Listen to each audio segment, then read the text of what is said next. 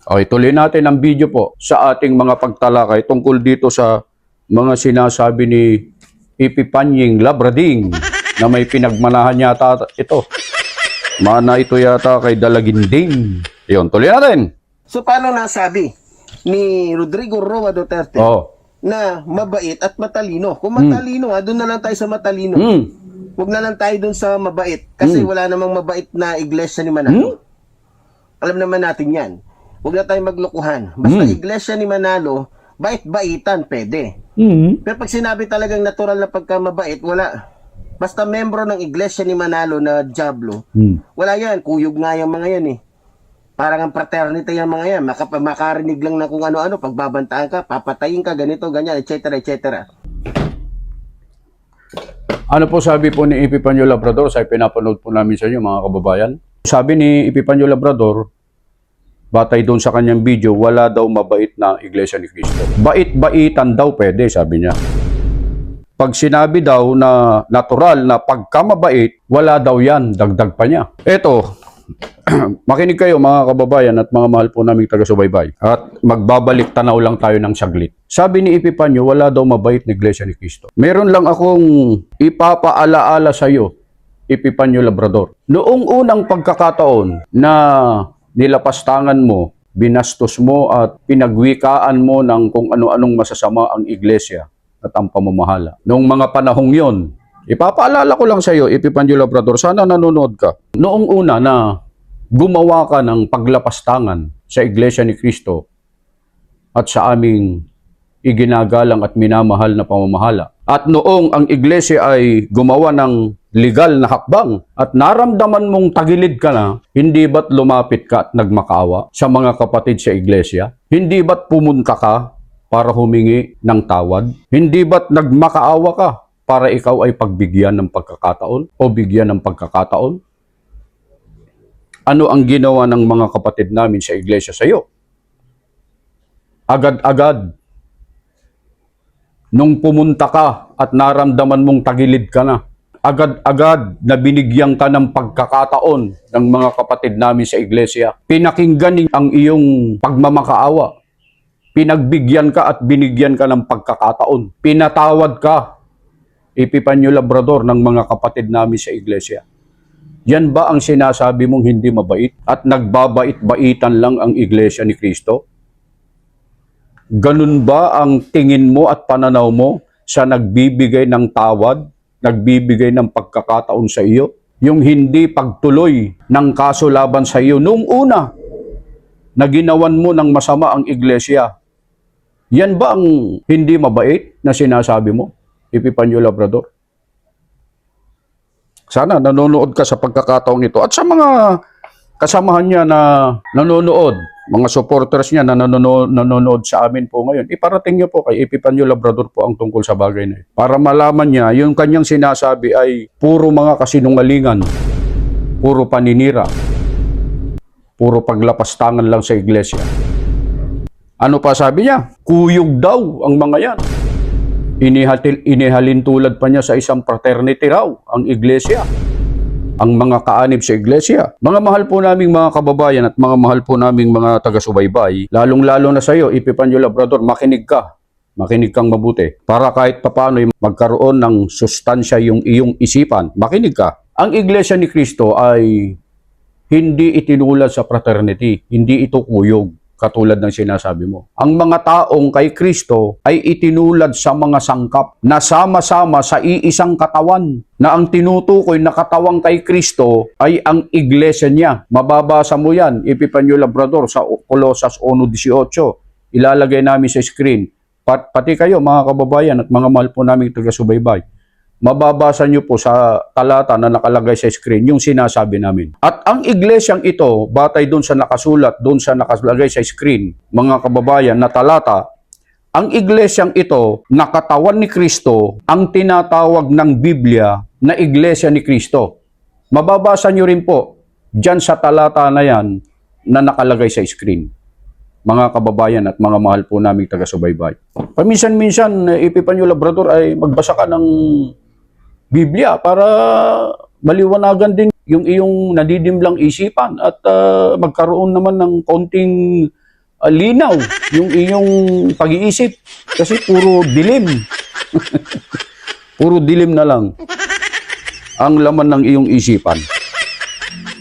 Basahin niyo po yan. Kaya ang iglesia, hindi po fraternity yan. Mali yung sinasabi ni Epifanio Labrador.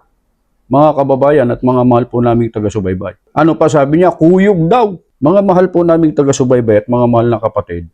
Hindi kuyog ang tawag doon. Kasi nga, ang Iglesia ni Cristo, katulad nung nauna nating sinabi, itinulad sa mga sangkap na sama-sama sa iisang katawan. Katulad nito, katawan natin, mga mahal po naming taga-subaybay, mga kababayan. Itong katawan natin, meron tayong ulo, mata, kamay, tenga, ilong. Pero lahat ng yan, nasa iisang katawan lang. Ang ginawa mo kasi, Epifanio Labrador, sinaktan mo ang iglesia. Hindi pwedeng sinaktan mo ang kamay na hindi sasama itong ulo, katawan at paa. Hindi pwede yun. Kapag sinaktan mo ang iglesia, kahit sa kamay lang, mararamdaman niya ng buong katawan. At ang iglesia ay itinulad sa iisang katawan. Iisang katawan lang kami, Epifanio Labrador. Kaya yung ginawa mong pananakit sa paraang nilalapastangan mo ang iglesia, lalo na sa aming namamahala, yan ay ramdam. Yan ay ramdam ng buong katawan. Kaya, Epifanio Labrador, hindi natin masisisi yung mga kapatid namin kung bakit nagkaroon sila ng, sabihin na nating, nagkaroon sila ng konting galit sa iyo sapagkat sinaktan mo ang buong iglesia at kasama kaming lahat doon, lalong-lalo na sa aming mahal na namamahala. Kami ay sangkap ng katawan, kaya natural lang na masaktan ang mga kapatid. Masaktan kami sa ginawa mong paglapastangan, pambabastos sa iglesia at sa aming namamahala. Kaya huwag kang magtaka. Huwag kang magtaka, Epifanio Labrador, kung bakit ganun na lang. Kung bakit ganun na lang ang reaksyon ng mga kapatid namin sa iglesia sa iyo. Kasi ikaw ang gumawa nito. Ikaw ang unang gumawa nito. Ikaw ang nagpasimuno nito. Inumpisahan mo ito. Kaya dapat, Epifanio Labrador, panindigan mo ito. Sinaktan mo ang iglesia. Natural lang. Masasaktan lahat ng sangkap ng buong katawan. Hindi pwedeng kamay lang ang pupunta ron. Hindi pwedeng ulo lang. Sapagkat yan ay sama-sama. Kapag may pupunta ng kamay, kasama lahat yan. At ganun ang iglesia, Epifanio Labrador. Ano pa ang sabi niya? Ituloy natin. So, para sa akin, malabo yun pagdating doon sa mabait. Dito tayo sa sabihin niyang, doon sa sinasabi niyang matalino. Ang tanong ko, ano ang kinatalino? Baka namang ibang klaseng katalinuhan ang mayroon si Marcoleta. Di ba? At saka, akala ko ba malakas? Akala ko ba maimpluwensya ang iglesia ni Manalo? Bakit kailangan pa na manawagan ka, Rodrigo Roa Duterte, para tulungan si Marcoleta? Akala ko ba maimpluwensya na? Di ba humihingi nga kayo, kayong mga sakim sa pera at kapangyarihan ng tulong sa iglesia ni Manalo? Para lamang mailagay kayo, mailuklok kayo, na kung saan nagbibigay kayo ng iba't ibang mga kumbaga pananalapi.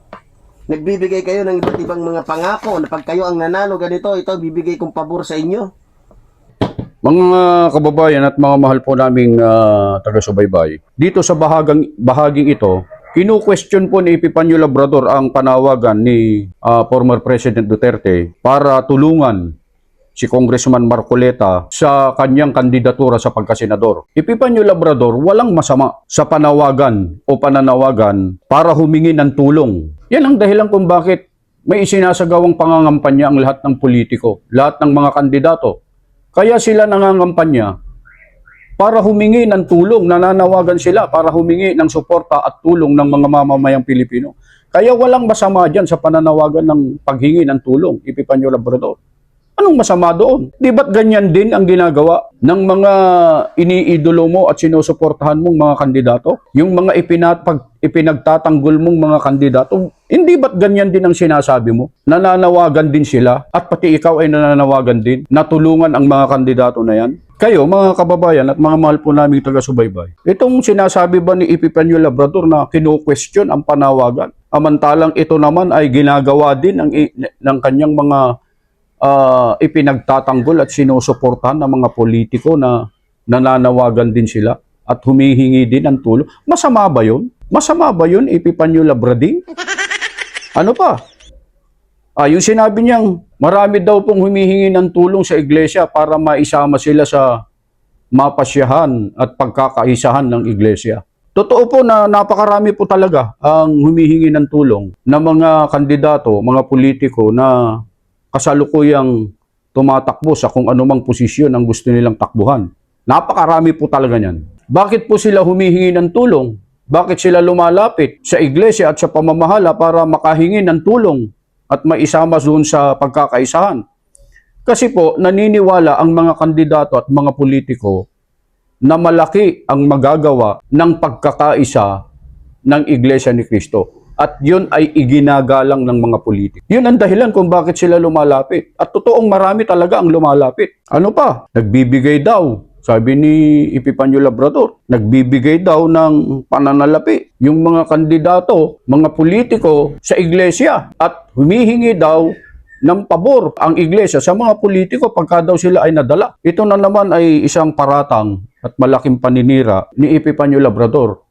Pwede ka na namang makasuhan tungkol sa bagay na ito, Epifanio Labrador. Ang gawin mo, Epifanio Labrador, ay ganito, turuan kita. Yung mga kandidato na kilala mo, yung mga pinagtatanggol mong mga kandidato, lapitan mo sila, pumunta ka. Magtanong ka sa kanila. Magtanong ka kung noong pumunta sila sa tanggapang pangkalahatan ng Iglesia ni Cristo o saan man sila distrito lumapit, itanong mo sa kanila kung mayroong nagbigay ng halaga na katulad ng sinasabi mo. Pumunta ka, isa-isahin mo sila mula sa pagkasenador na mga sinusuportahan mo hanggang sa pinakamababa.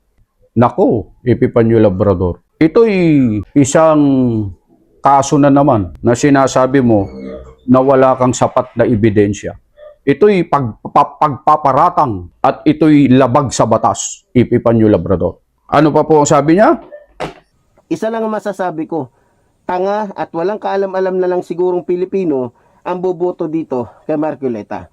Ano pa ang sabi ni Epifanio Labrador? Sabi niya, isa lang masasabi ko, tanga at walang kaalam-alam na mga Pilipino ang boboto daw kay Marcoleta. Mga kababayan, tingnan niyo po itong survey na kinuha po namin tungkol po sa senatorial survey na aming kinalap sa social media. Nag-search po kami at pakikita po namin sa inyo sa screen. Maging yung mga taong pinupuntahan ni Congressman Marcoleta, makikita nyo po dyan sa screen. Lahat ba ng mga yan, Epifanio Labrador, ay mga walang kaalam-alam at mga tanga na mga Pilipino? Hindi ako nagsabi niyan. Hindi po kami nagsasabi niyan. Si Epifanio Labrador po nagsabi niyan. Etong si Epifanio Labrador, mahilig lang itong gumawa ng kwento. Yung nakikita nyo mga kababayan at mga mahal po naming taga-subaybay, napakarami po. Napakarami ang sumusuporta. At napakarami po ang gustong bumoto kay Congressman Marcoleta. Hindi namin ikinakampanya sa pagkakataong ito si Congressman Marcoleta. Tinatalakay lang namin ito dito sa ating video, mga kababayan at mga mahal po naming taga-subaybay, kasi si Congressman Marcoleta po kasi ang topic dito at ang iglesia. Nagkataon na kasama si Congressman Marcoleta na naidawit sa isyong ito na ipinupukol, ibinabato ni Epifanio Labrading. Kaya natin nababanggit. At nagpapakita tayo ng mga pruweba para sa ganun ay masagot natin yung mga sinasabi ni Epifanio Labrador nang hindi tayo gumagawa ng kwento-kwento lang. Puro pruweba ang ipinapakita natin mga kababayan. Puro ebidensya para maiwasan natin na magsariling kalooban, maghayag ng mga palapalagay lang, kuro-kuro, opinyon. Puro ebidensya po pinapakita namin sa inyo.